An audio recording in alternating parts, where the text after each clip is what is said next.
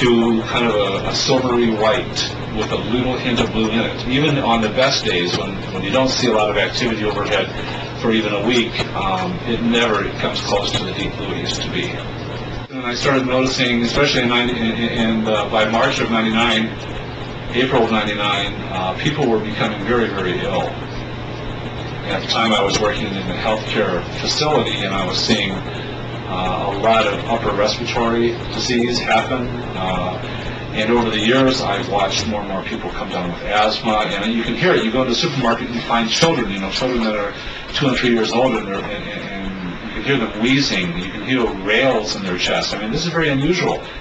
I still really do not know why this is happening.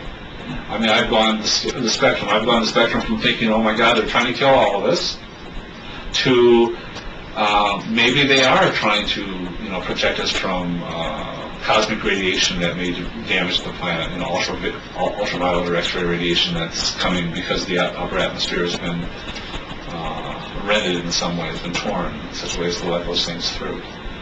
So I've been all the way from, the most evil intent to the most beneficent. But in either case, I want to know. I wanted to know. I just want to know. I want someone in an official capacity to speak about it openly. Because whenever something happens, and like I said, I've learned an awful lot about human beings through this process. Because I insist that this is happening, that this is real, and that it's not normal. That there's something happening, there's something under the table going on that's not being talked about, and yet it's happening in broad daylight, visibly. It's affecting everybody.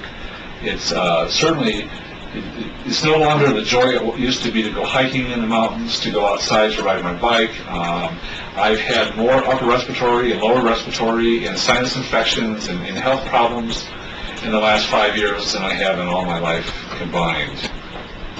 And so that's part of my concern, and also a lot of the people that I care about have been very ill. But in terms of, are they going to stop it because the public is concerned? Well, the public is going to have to get really, really concerned in a very, very big way. And the thing that, now that's a cynical view. A paranoid view is that, well, if the public does have a big outcry against this, well, we already know they can blatantly spray us with whatever the hell they please, and it could be, they could put us to sleep or something, they could put something in, some tranquilizers or something. We'd just be walking zombies. In a lot of ways, I think a lot of our population are walking zombies, and the general lack of the ability to think critically about anything outside of one's own personal life, safety, football games, is astounding to me. The hopeful view is that they're going to stop this at some point during my lifetime so that I can see blue skies again. And you know what? I've never, ever had that feeling before until this started, that there's actually one thing I want to see before I die, and that is a really deep blue sky.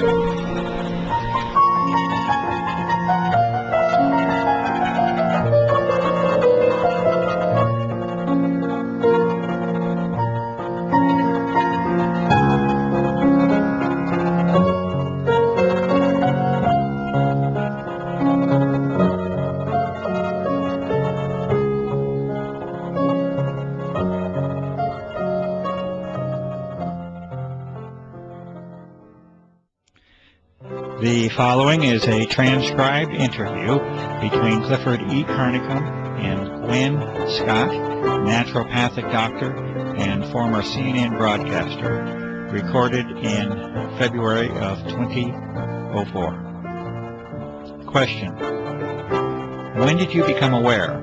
When did you find out? How did you find out about the existence of these operations and whether they are real or not? Response: well, it's interesting, because I realized that if I had been any place else on the planet, I might not have noticed. And so I am wondering how I ended up in the catbird seat to actually observe this operations. As you know, I live in a very rural area, and when I first moved here, the air was pristine. We had deep, deep blue, azure skies, thousands of stars literally at night. probably one of the least polluted air supplies in this United States, because New Mexico is a very rural state, very few people, very little industry. It's one of the things that drew me here.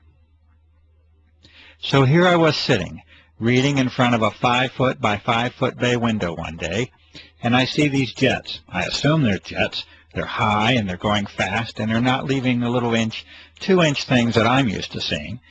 They're leaving those huge plumes through the sky that spread out, and by 3 or 4 in the afternoon, it's foggy. It's so thick I can't see the mountain range. I can't see anything. And it's been continuous and ongoing ever since, to the degree now that the skies are so degraded that we never see deep blue skies anymore. Stars at night are hard to find. Everybody is getting accustomed to the pale blue, often white skies that we live with. But I see them going over, and I've taken hundreds of photographs showing this is not your normal contrail that should dissipate. Question. You notice a distinct change then from the 1990 era? Response. Distinct is not the word. Dramatic, devastating. You can pick out any adjective you want. It is dramatically changed, the atmosphere. Dramatically. Yes, extremely distinct. Question. You live on Native American Indian land here. What is the sense of and the reaction of the Native American community to what is occurring? Well, it's interesting. I figured if anybody would pick up on it, it would be the Native Americans. And so I immediately went to friends of mine in the community and said, have you guys noticed? And they are like, oh yes, we know absolutely what is going on. In fact, all 13 of the Pueblo governors had a meeting in secret to discuss it, what they would do. Would they come out and protest it openly? What would they do? And after this meeting, they determined the following things. No, they would not. That it was just another dumb thing the white guy was doing. And at that point, I don't think they understood the true significance. But now I think they do. But more importantly, that people wouldn't believe them. Or if they did believe them, would think it was only happening in this very confined space, and it really didn't affect them. And they were concerned for the gaming, that people wouldn't come to the casinos and things because they would think that just this area was experiencing it. So they voted unanimously to not say anything. Question. So even the Native American community did not show the level of independence or the level of assertiveness to make this an issue? Response. It was heartbreaking to me. But they're a little more philosophical, too. One of the medicine people that's a friend said to me, you know, this has been prophesized. We call it the death winds. We always thought that it would be nuclear fallout. But maybe this is the death winds. They have a very skeptical view anyway of what the white man's intentions are. Comment. And with good cause. Response. And with good cause. And with history behind it. So, and they've also lost every battle, basically, they have fought that way.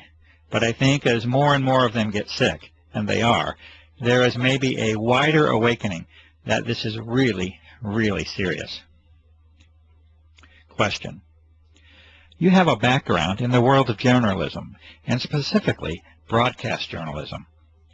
Can you talk a little bit about that background, and also the relationship of the media to what is occurring, what has failed, what has worked, any efforts that you have made to motivate the media to involve themselves in this, to cover this issue?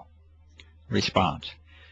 Yes, well, you and I are friends now, so you know that I was in broadcasting for 30 years.